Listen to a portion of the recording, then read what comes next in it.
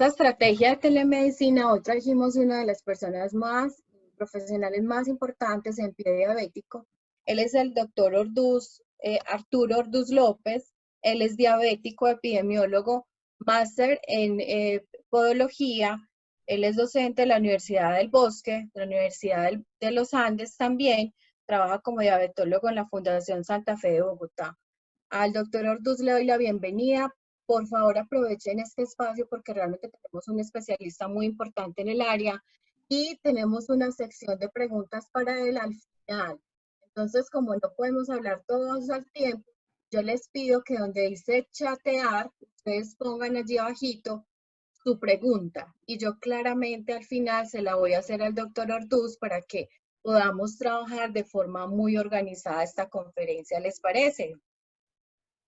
Bueno, sean bienvenidos, doctor Orduz. Le doy la palabra. Muy buenos días.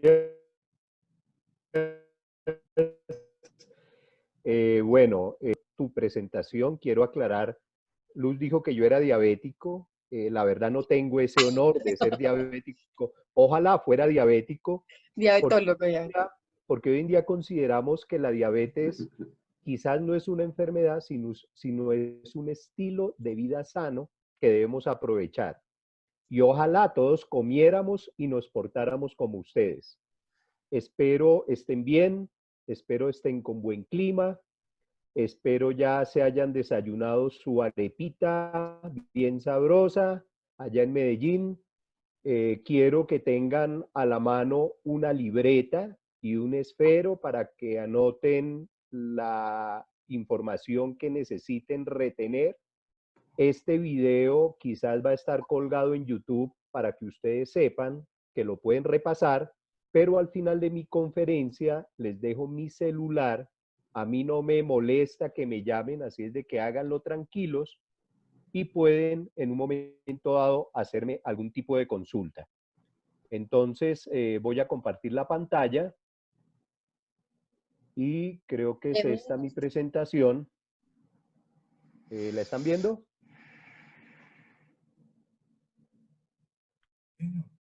¿Sí se está viendo? Sí, doctor, está perfecta. Sí, Muy bien. sí se ve. Muy bien. Entonces, este es mi conflicto de interés.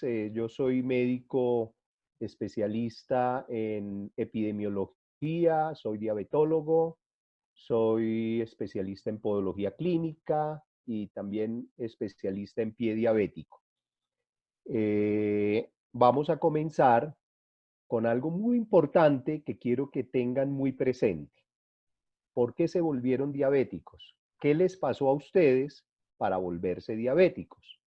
Normalmente todos los seres humanos consumimos alimentos, generalmente estamos con un desayuno, con un almuerzo, ahí ustedes ven las bolitas rojas y con una comida. Ojalá la hagan por horarios. Yo voy a poner aquí un ejemplo cualquiera de desayuno que puede ser un líquido, que es un cafecito sin azúcar, una arepa paisa delgada y pequeña, o una tostada, pero no pan, porque el pan tiene una carga de azúcar alta. En la media mañana les decimos que coman fruta, al mediodía si quieren sopa, le decimos que tomen alguna crema con verdura o una sopa de verdura, que en el seco siempre haya una cantidad considerable de verdura, una buena porción de proteína y un poquito de harina, que puede ser un poquito de arroz, un poquito de papa, un poquito de espaguetis y un grano que puede ser frijol, lenteja, garbanzo o alberja también en mínima cantidad. Es decir, esta es la característica de la alimentación ideal de un paciente con diabetes en el almuerzo. En el algo de sobremesa les decimos que sea un jugo en agua sin azúcar, y de algo, como llaman ustedes, que son las onces, alguna bebida con una galletica o dos galletitas de soda, y en la noche a veces comen un seco pequeño o tienen un sanduchito con un líquido que puede ser común en ustedes. Todo este alimento, cuando ingresa al sistema digestivo. Cuando ingresa al estómago, todos los nutrientes llegan aquí al estómago e inmediatamente el páncreas, que está aquí debajo del estómago, tiene la acción de producir insulina para el alimento que está ingresando en este momento.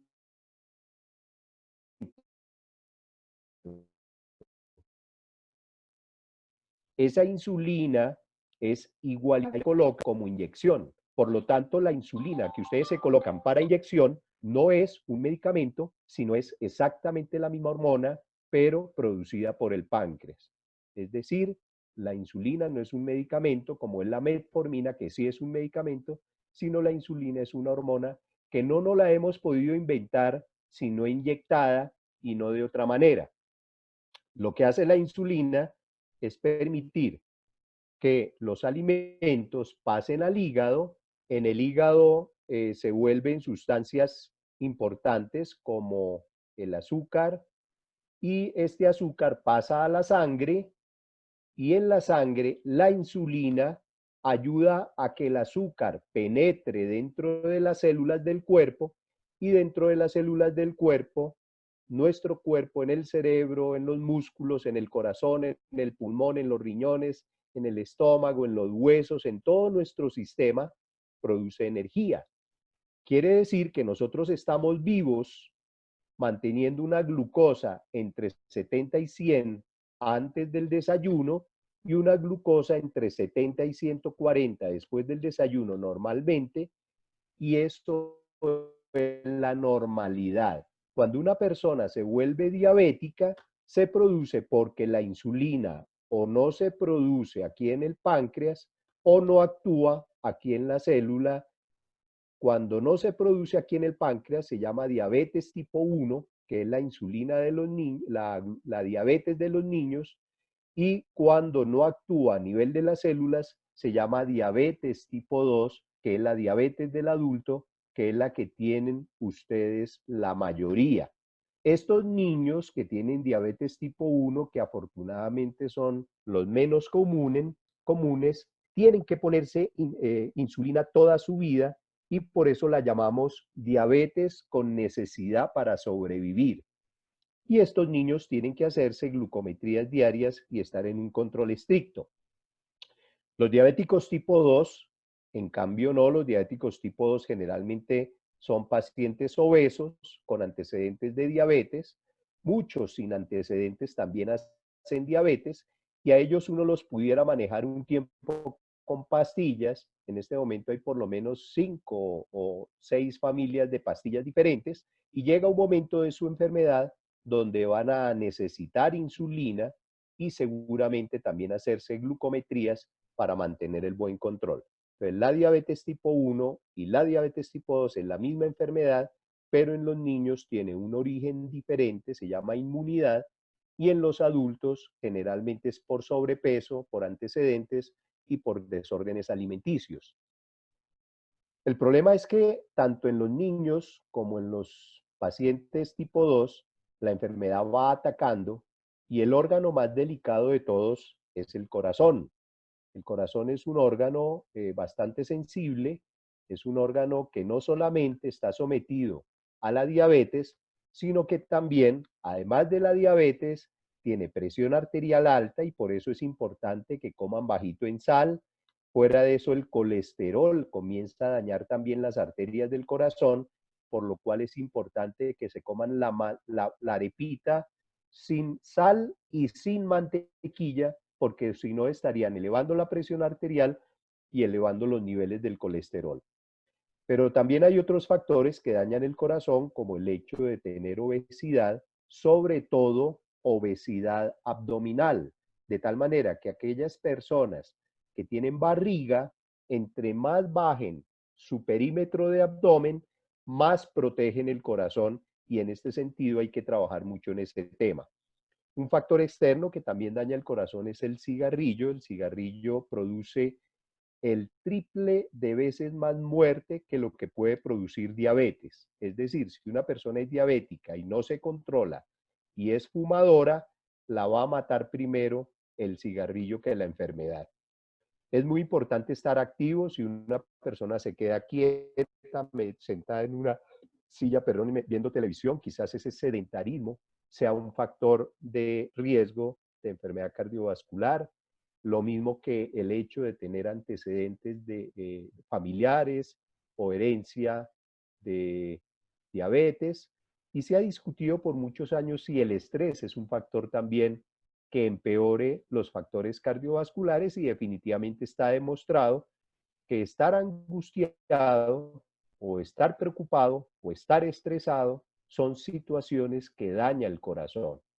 Por lo tanto, a partir de hoy, todos ustedes tienen que ser seres felices a pesar de los problemas. Si ustedes cogen sus problemas y los vuelven un lío, esto les va a repercutir en el corazón. Y algo que no podemos evitar es tener años. Cada vez que estamos más viejitos, nuestro corazón se va deteriorando y hay otra serie de enfermedades, pero yo creo que les nombré las más importantes.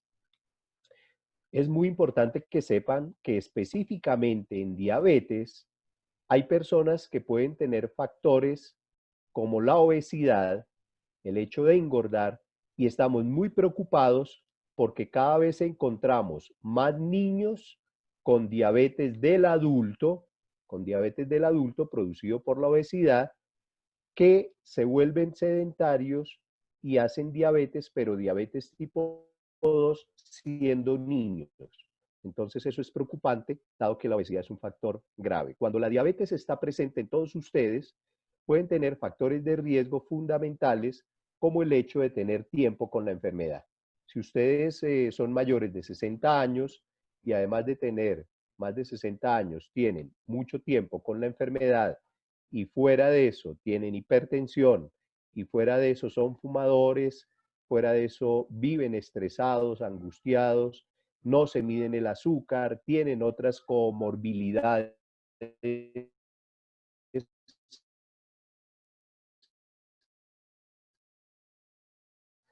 como la enfermedad renal o como enfermedad coronaria, en que hay que curar la diabetes o hay que tratar de controlar la diabetes de la mejor manera posible, pero también hay que tratar de manejar todos los factores de riesgo asociados para que la persona esté de la mejor manera posible.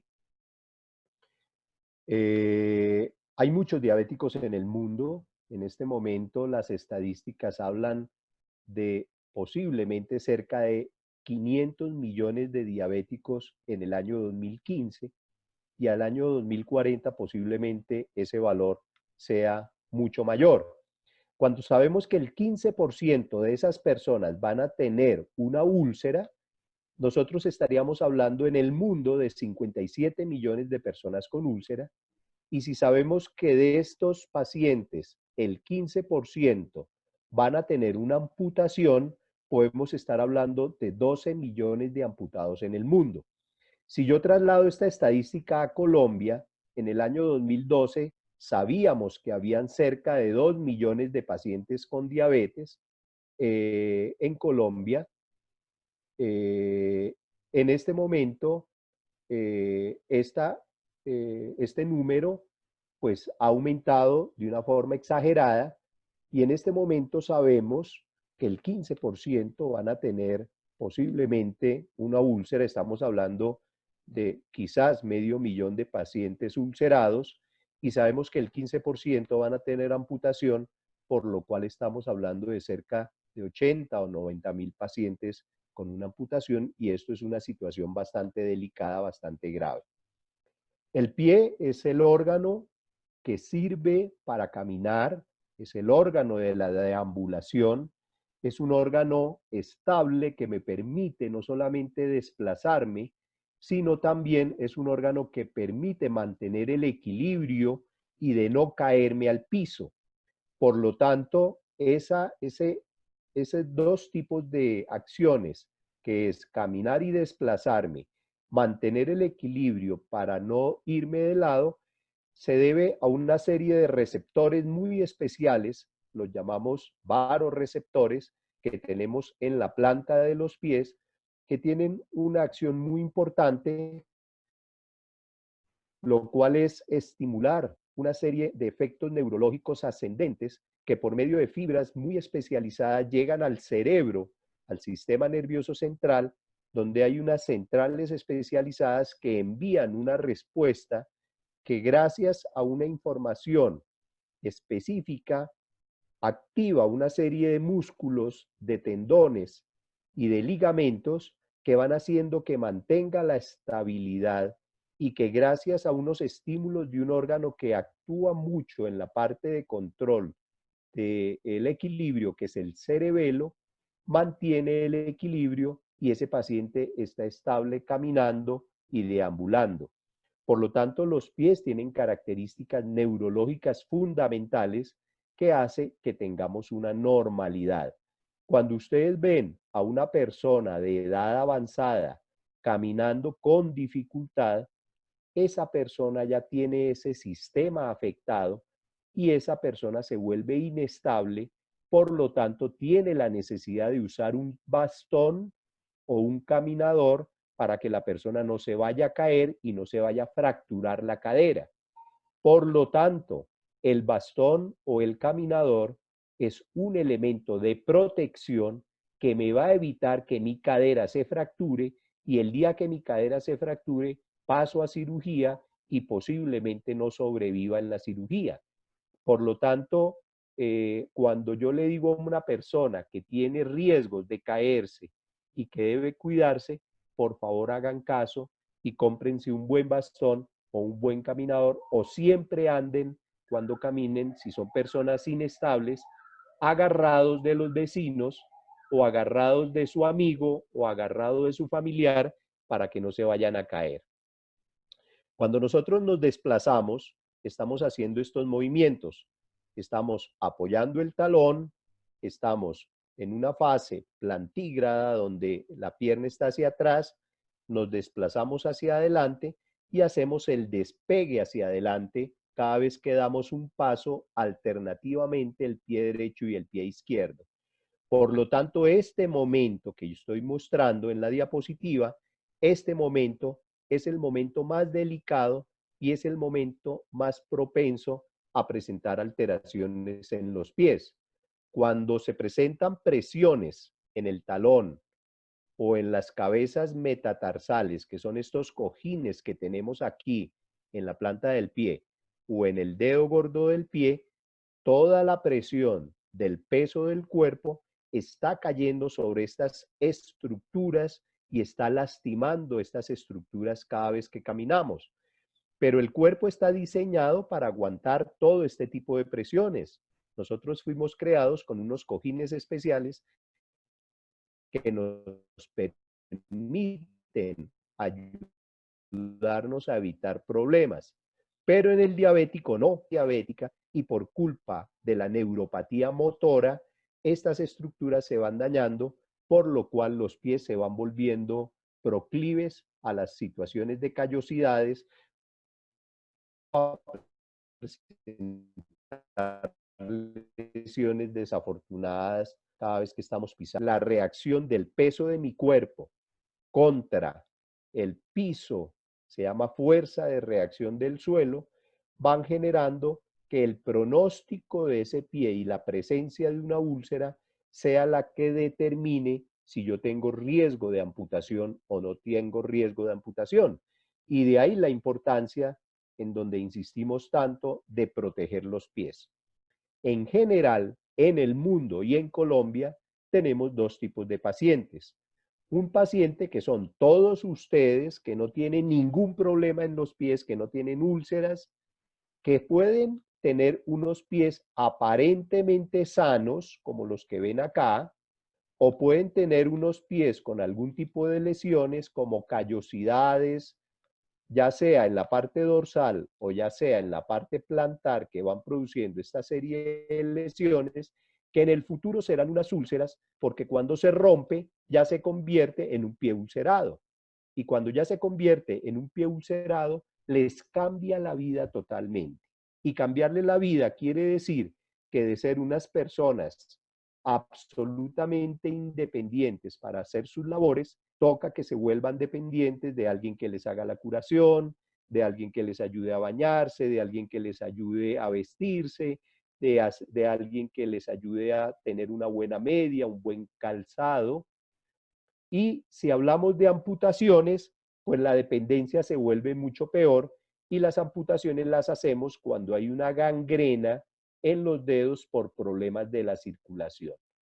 Por lo tanto, el diabético tiene problemas de neuropatía diabética y problemas de circulación, y cuando se juntan los dos problemas, ese paciente desafortunadamente termina en una amputación, que es lo que evidentemente no queremos con ninguno de ustedes que vayan a sufrir ninguna amputación. Casi que pensamos que el hecho de que tengan una úlcera es un fracaso nuestro.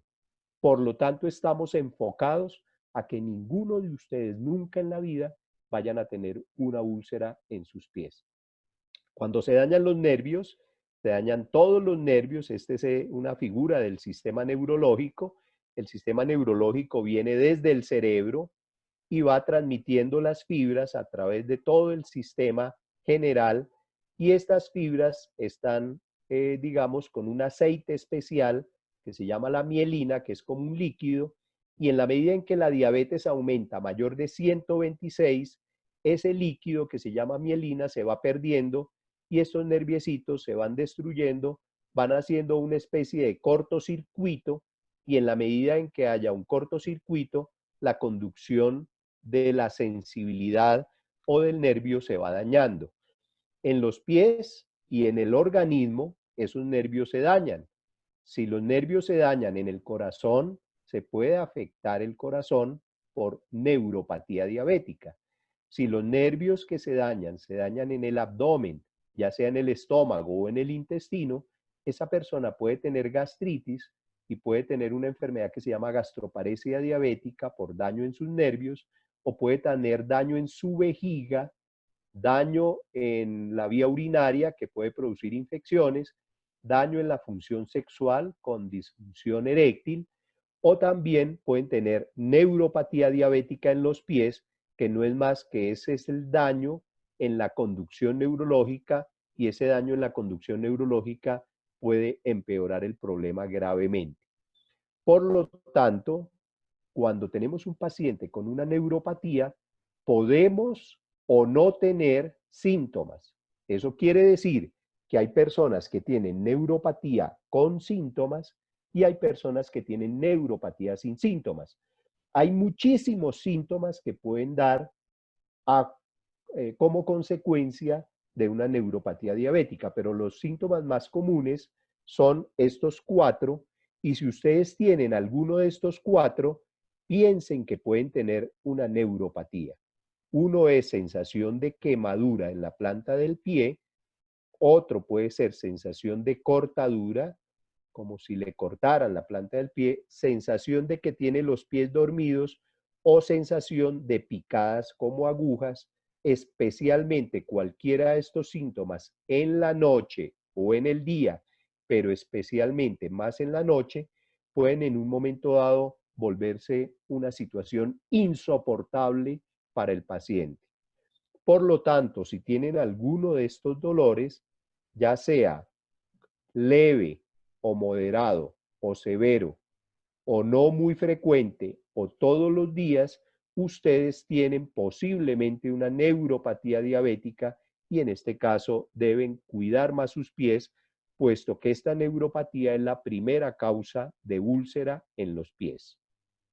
Otro problema grave es que desde el corazoncito está mandando la sangre a través de las arterias, y el oxígeno del corazón llega a los pies a través de esta tubería, y esta tubería aquí está obstruida por grasa, y esta grasa es diabetes, más hipertensión, más colesterol, más sedentarismo, más obesidad, más cigarrillo y todos los factores que yo les digo, y pueden tapar las arterias, y cuando tapan las arterias, la persona puede tener mucho dolor al caminar, y cuando esta persona tiene mucho dolor al caminar, es porque la circulación, esto es una foto microscópica de las arterias, la capa de grasa se va metiendo, esto es grasa, lo que ven ustedes acá, y cuando se forma un trombo es que la grasa se salió a la luz del vaso, y cuando se salió a la luz del vaso,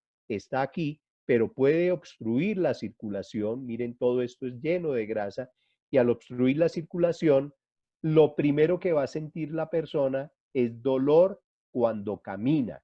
Es decir, una persona con neuropatía diabética puede caminar y no siente dolor, pero una persona con enfermedad arterial en los pies asociado a la neuropatía generalmente no alcanza a caminar más de 1, 2 o 3 cuadras y tiene que sentarse con dolor en la región gemelar debido a esa enfermedad arterial. Esa enfermedad arterial, si es muy grave, puede llevar a la gangrena, en este caso este paciente con una gangrena local, o puede tener gangrenas pequeñas o gangrenas que necesiten amputaciones, y es muy importante que ustedes sepan que este problema comenzó en un momento dado inicialmente con un problema grave que si lo podemos controlar y lo podemos evitar, debemos hacerlo para evitar que toque amputar, hacer una amputación mayor, como en este caso de este paciente, que ya tuvo amputaciones en su pierna sana y que ya tiene una úlcera que quizás también tenga enfermedad arterial y quizás termine en una amputación bilateral, pero lo que queremos con ustedes es que jamás vayan a llegar a una amputación ni a una úlcera. Hay diferentes elementos para hacer el diagnóstico. Nosotros nos valemos de algunos aparaticos, como los que ustedes ven aquí. Son aparatos muy especializados para hacer un buen examen de las fibras neurológicas. Aquí están estos termómetros que ayudan a medir la temperatura del pie, estos parches que ayudan a mirar el grado de resequedad. Este es el martillo de reflejos. Y hay un aparatico aquí que es el Doppler, que lo utilizamos para mirar la parte arterial, a ver si esa persona tiene una enfermedad arterial o no. Estos aparaticos que son ya más tecnológicos, que se llama biotensiómetro, también para mirar la parte neurológica.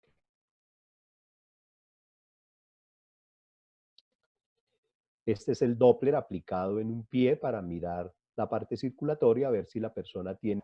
Pero además de mirar los nervios y además de mirar las arterias, también es muy importante pararle bolas a las deformidades que tienen los pacientes. Muchos tienen esto que ven ustedes aquí, que se llaman juanetes. Muchos tienen callitos en la parte dorsal de los dedos, que lo llamamos elomas dorsales, y muchos hacen roces laterales del calzado, en donde se van formando callosidades y alteraciones de este tipo, incluso deformidades severas debidas a esas callosidades. Estas deformidades envueltas en un calzado y en una media inapropiadas, pues van a producir severas alteraciones, y estos callos que están en la planta del pie, posiblemente a futuro, ustedes ven que ahí ya está un negrito, que es una ulcerita que se está formando debajo del callo, posiblemente este callo a futuro vaya a ser un problema grave. También se pueden presentar infecciones. Hay muchísimas infecciones en los dedos de los pies. Hay hongos de muchas clases, por lo menos hay 100 tipos de hongos diferentes. Por lo tanto, cuando ustedes tengan estas enfermedades, por favor, les pido, no se autotraten sus uñas. No vayan donde la manicurista y le digan, quíteme ese hongo que tengo ahí, porque ella se pone a escarbarle, termina enfermando el pie, produciendo una infección bacteriana, produciendo una gangrena en las arterias del pie por contaminación, y terminamos amputando unos dedos que no se necesitaban amputar por un trabajo mal hecho en los pies. Tampoco dejen que les operen las uñas nadie que no sea especialista. Incluso si un médico no es especialista en los pies, traten de que no sea el que le opere los pies, porque hay muchas técnicas actualizadas que debemos tratar de hablar con ellos para enseñárselas. Es muy importante en el manejo de los pies mirarse entre los dedos para ver si tienen hongos, y esto es bastante común. Por lo tanto, estas infecciones como hongos, como uñas encarnadas o inflamaciones en los dedos o algún rojo o algún dolor que tengan o hongos que deban tener, traten de consultarlas siempre a una persona especializada. En la medida en que haya cigarrillo en su ambiente, puede que ustedes no fumen, pero si alguna persona en el ambiente está fumando, ustedes inmediatamente se convierten en fumadores pasivos. Por lo tanto, cada vez que alguien se les arrime y estén ustedes oliendo ese cigarrillo, posiblemente van a tener muchas cosas graves en su corazón y deben desde ya evitar ese tipo de contaminación pulmonar, que no es solamente pulmonar, sino también es cardíaco, dañando las estructuras del corazón. Bueno, este es un caso de una paciente, ella es una abogada, ella tiene 54 años, doña Rosa, es una paciente que me llegó con esta úlcera y aquí tenía sus 5 deditos, pero vean ustedes que este ya estaba negrito, después se nos puso negrito este tercer dedo y nos tocó hacerle una amputación de los 2 deditos y quitarle las úlceras, y gracias a las curaciones y al manejo donde todo el mundo quería amputarle todo su pie, dijimos no vamos a dejar que la amputen, aquí ya el tejido está en fase de granulación y doña Rosa pues ya puede caminar con un buen calzado, con una buena plantilla y con un buen cuidado. Este es otro caso de un paciente que era comerciante, es un paciente que desafortunadamente fumaba mucho, él tiene 68 años y él tenía, además de la diabetes, enfermedad arterial y gangrena, y nos tocó amputarle ese dedito del pie, el paciente quedó con 4 deditos, como ven ustedes aquí, y se le formó una úlcera en la planta del pie que gracias a las curaciones logramos que a pesar de que quedara con 4 deditos, por lo menos tuviera un pie estable que pudiera movilizar.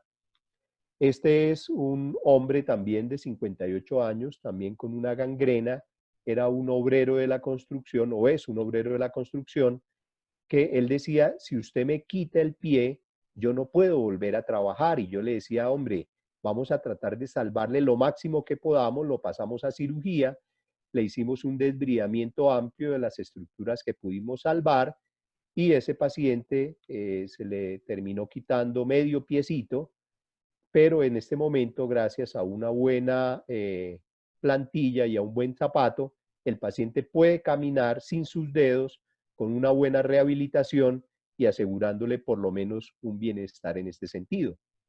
Por lo tanto, es muy importante que ustedes copien este tipo de herramienta en donde ustedes mismos pueden calificarse el riesgo de tener un pie diabético.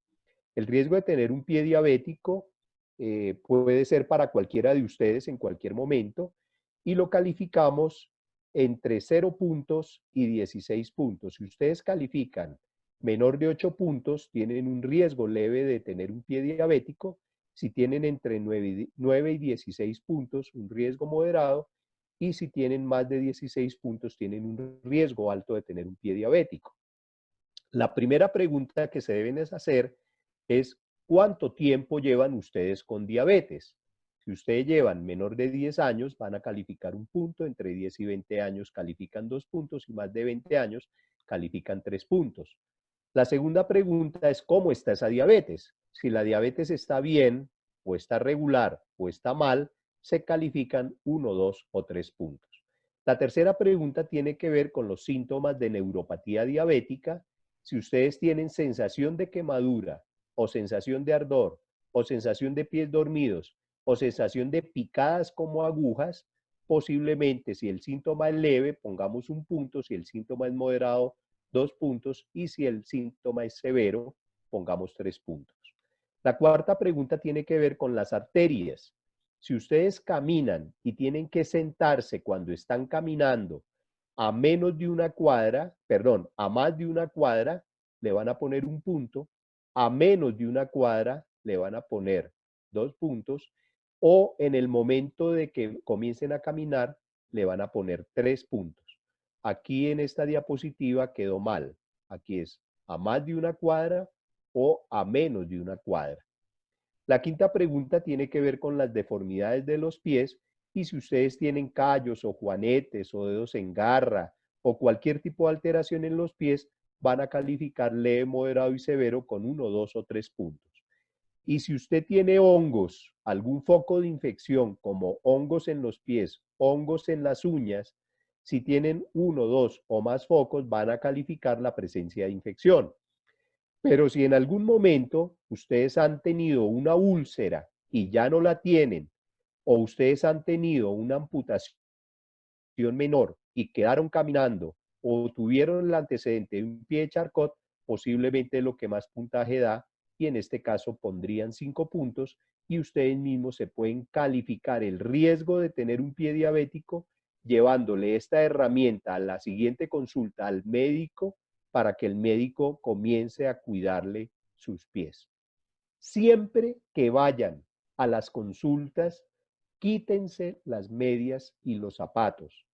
Mientras el médico los está saludando sin que él les pregunte, ustedes por debajo de cuerda, y si como dicen, por debajo de la mesa, ustedes comiencen a quitarse las medias y los zapatos de tal forma que cuando ese médico vaya a examinarlos, ustedes estén sin medias y sin zapatos, lo que obliga al médico por lo menos a mirar los pies, a tocar los pulsos y a mirar si tienen algún tipo de alteración local.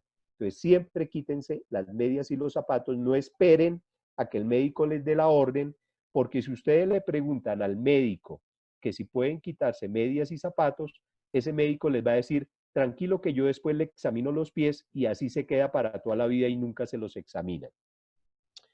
Voy a enseñarles hoy una ruta de cuidado del pie diabético y en esta ruta vamos a enseñar 10 pasos diferentes.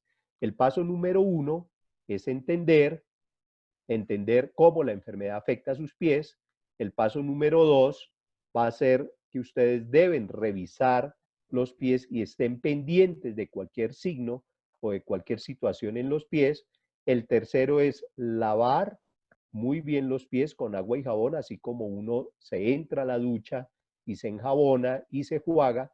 Ojalá también cogieran sus pies, los enjabonaran, los jugaran y también los secaran de una forma ideal. Los pies se resecan por la diabetes, por lo tanto es muy importante mantenerlos hidratados y debemos consentirlos, y eso significa cuidarlos y consentir las uñas y tratar de que las uñas no vayan a tener problemas. Hay que evitar situaciones como los golpes y en este caso los traumas, las lesiones en los pies, usar un buen calzado para que yo pueda caminar de una manera ideal. El noveno es que haga actividad y eso significa usar unos buenos tenis para que protejan los pies. El noveno es tener una actitud positiva a partir de hoy y ojalá desde este momento ustedes piensen desde el punto de vista lógico que a pesar de que avanzamos en años y que nos vamos desgastando y que nos vamos envejeciendo, tengamos siempre una actitud positiva frente a la vida para que eso no nos amilane y no nos deteriore. Y lo décimo es que si yo puedo llamar a un amigo, llamar a un médico, llamar a una entidad, llamar a una enfermera, llamar a un enfermero, llamar a una persona especializada, hagámoslo siempre. Vamos a repasar cada uno de estos puntos. El primero es que entendamos que la enfermedad es una enfermedad donde se dañan los nervios, donde se dañan las arterias y las más importantes son las arterias, obviamente, en los ojos, en el corazón, en los riñones y en los pies. Y a pesar de que la enfermedad daña muchos órganos, los que más vamos a pararle bolas es visitar al oftalmólogo para que me examine mis ojos, visitar al cardiólogo para que me examine el corazón, visitar al médico para que me esté examinando el riñón y visitar al médico o a la enfermera para que me examine los pies y así podamos hacer prevención todo el tiempo. El segundo punto es que ustedes mismos se autoexaminen los pies, ustedes se evalúan entre los dedos, ustedes evalúan las infecciones, se evalúan el grado de enrojecimiento, el grado de dolor, si hay presencia de pus, si hay algún tipo de lesión o algún tipo de deformidad que quiera consultar y que en un momento dado queramos mirar. Ustedes ven ahí una uña encarnada doble en ambos extremos del pie. Aquí ven hongos en los pies, aquí ven hongos en los pies también entre los dedos. Por lo tanto, es muy importante ver. La tercera es lavar. Siempre laven sus pies al lado de la ducha que se están haciendo. Si no pueden solos, busquen a alguien que les ayude a bañarse los pies, pero por favor pidan ayuda, no dejen que el agacharse y el tener mareo al limpiarse los pies les vaya a afectar, pierdan el equilibrio y se caigan, como ha sucedido con muchos pacientes. Y siempre utilicen, ojalá, una toallita solita para sus pies. El cuarto elemento es hidratar, y la hidratada significa que los diabéticos tienen un punto de quiebre que es la resequedad. Punto de quiebre es un término utilizado en el tenis. Cuando un jugador de tenis va a ganar el partido, decimos que tiene un punto de quiebre. Y en los pies, el punto de quiebre en diabetes es la resequedad. Y cuando esta resequedad en los pies está presente, esos pies agrietados se van a lesionar peor, se van a ulcerar. Y para esto tenemos algunos elementos importantes, como el hecho del Sapgel, que es un apósito hidratante que promueve la formación de tejido y ayuda a epitelizar. Tiene otra característica importante y es que protege de las infecciones gracias a ese pH ácido que tiene.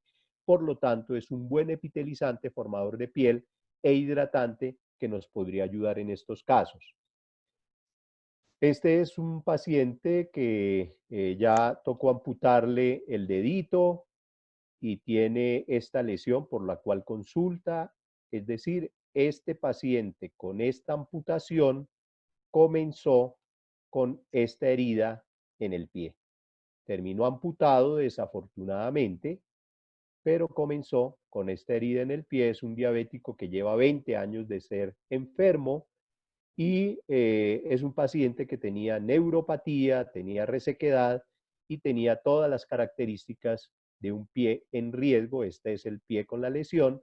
Comenzamos a hacerle manejo con Sapgel hidratante y en el apósito hidratante me ayudó, asociado al control de la glucosa, asociado a evitar la carga sobre el pie con un calzado y una plantilla especial, y asociado al manejo local.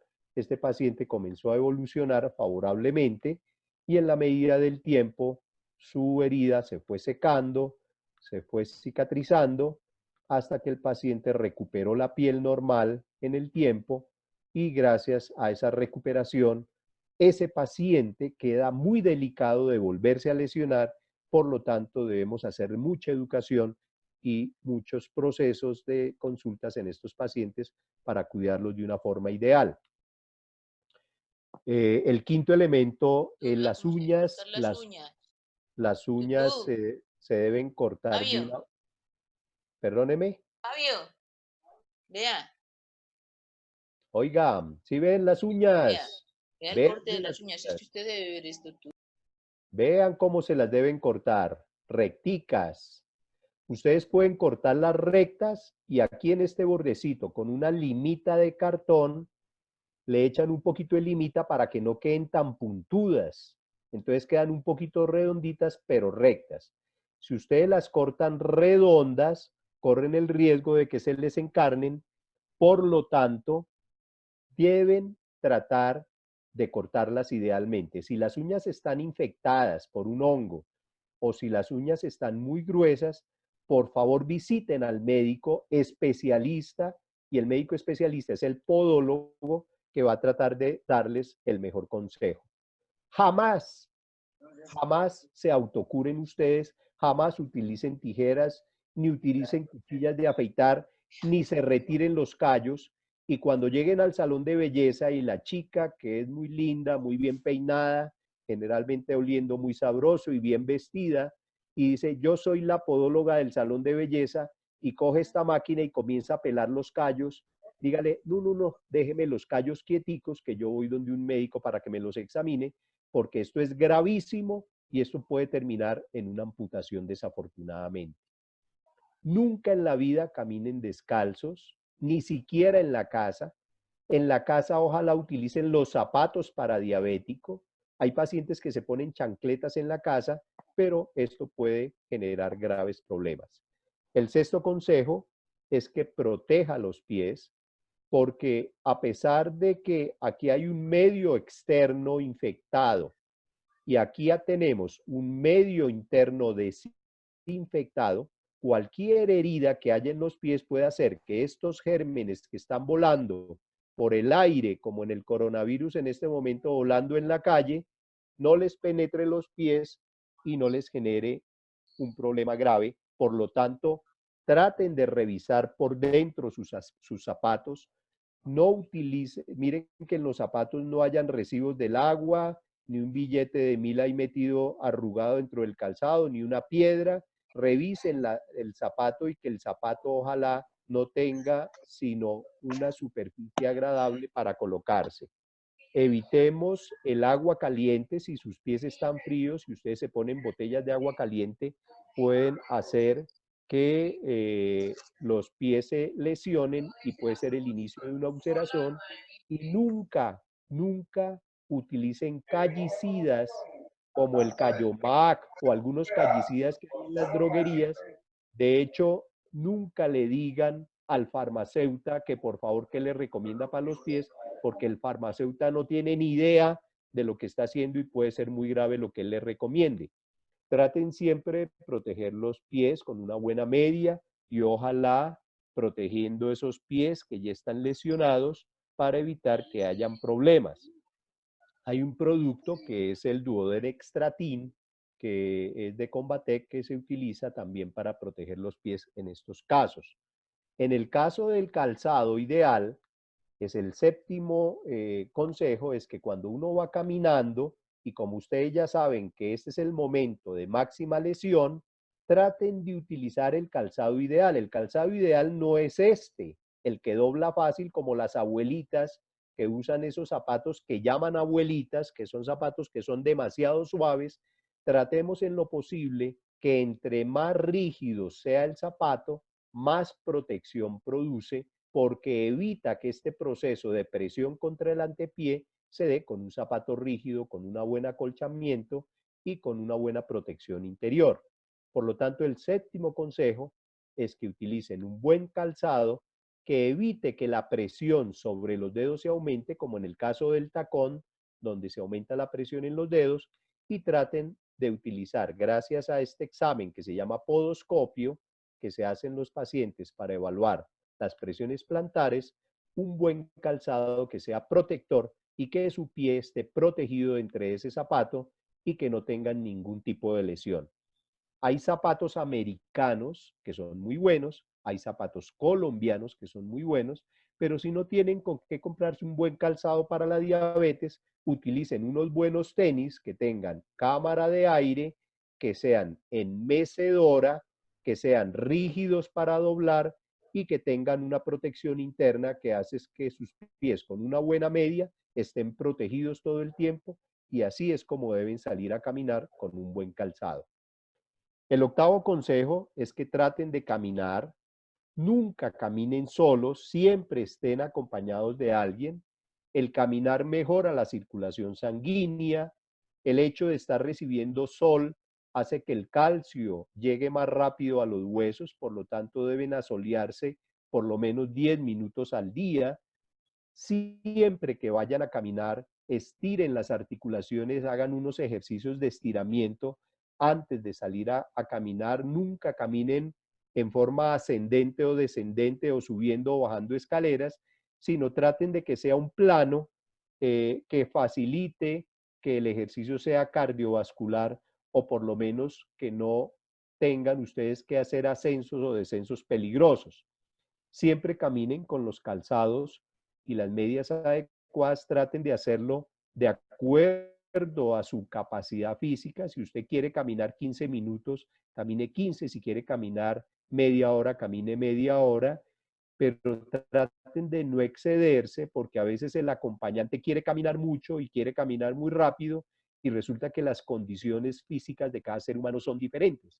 Por lo tanto, dígale, si usted me va a acompañar a caminar, va a caminar a mi ritmo, o si no, no me acompañe, porque o si no usted se va a exceder y eso puede ser peligroso para su corazón. Siempre que salgan a caminar, cómanse algún carbohidrato antes de salir para que evitemos la hipoglicemia por el ejercicio y esto es muy importante hacerlo. El noveno punto es que tengan una actitud, y tener una actitud significa, primero, traten de comer bien, traten de organizar su alimentación, traten de disfrutar la comida cuando están comiendo, traten de comer despacio, no hagan siesta después de comer porque esto puede producir gastritis, y traten de que la alimentación sea de acuerdo al régimen nutricional que le recomendó su nutricionista. Lo segundo, referente a la actitud, por favor no se acuesten con los problemas. Y los papás tienen la situación de que todos los hijos llaman a los papás y lo primero antes de saludarlo es, papá, ¿sí sabe lo que me pasó hoy? Y ese papá no duerme esa noche pensando en los problemas de los hijos. Por lo tanto, no se acuesten con los problemas, traten de poner la cabecita en la almohada y dormir en paz.